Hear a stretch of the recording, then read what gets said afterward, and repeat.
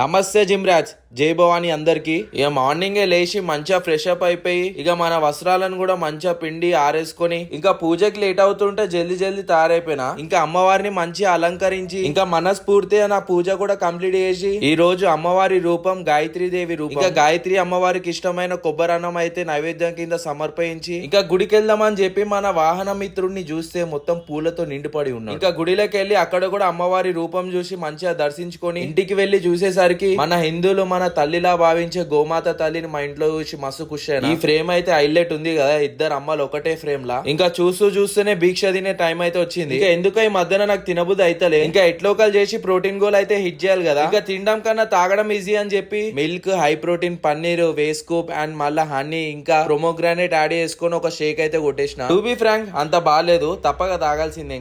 ఇంకా అమ్మవారికి మంచిగా మొక్కొని నా ఫాస్ట్ బ్రేక్ చేసి మంచిగా తినేసిన. ఇంకా 1.5 అవర్ మంచిగా గ్యాప్ ఇచ్చి జిమ్ కి అయితే వెళ్ళిపోయినా నా చెస్ట్ ని ట్రైన్ చేయడానికి. నిన్నటి రీల్ కి చాలా మంది నాకు మెసేజ్ చేసిరు, భవాని షెట్ ఇప్పి చేయొద్దు అని చెప్పి. మీరు చెప్పింది 100% కరెక్ట్. సాంప్రదాయం ప్రకారం మన మాలని అలంకరణ వస్తువులాగా పబ్లిక్ కి డైరెక్ట్ గా చూపియొద్దు. కానీ మీరు తెలుసుకోవాల్సింది ఏంటంటే నేను జిమ్ లో ఎవ్వరు లేని టైంలో పోతా. నేను జిమ్ ఓనర్సే ఉంటారు అండ్ మళ్ళీ షెట్ వేసుకొని చేయొచ్చు కదా అంటే ఆ షెట్ టైట్నెస్ వల్ల నాకు ఫ్రీగా లిఫ్ట్ చేయడానికి రావట్లేదు. ఇంకా అట్లా అని చెప్పి రెడ్ కలర్ టీ షర్ట్ కూడా ఆర్డర్ చేసిన, ఈ రోజు వస్తుంది. ఇంకా లాస్ట్ వేరియేషన్ కొట్టేలోగా జిమ్ లో జనాలు వచ్చేసి ఇక షర్ట్ వేసుకొని చేసిన. ఇంకా మళ్ళీ జల్దీ ఇంటికి పోయి ఫ్రెష్ అప్ అయిపోయి అమ్మవారికి మంచిగా కుంకుమ పూజ చేసి మా అమ్మ మాత ఇంట్లో లేకపోయి ఉండే ఇంకా డిన్నర్ నేనే చేసుకోవాల్సి వచ్చింది. ఇంకా ఈ లాస్ట్ మీల్ తో నవరాత్రిలో నా దీక్షలో 2వ రోజుని ఇంకా ఈ రీల్ ని కూడా ఇక్కడతో ఎండ్ చేస్తున్నా. సరే మళ్ళా పోయొస్తా. జై భవాని.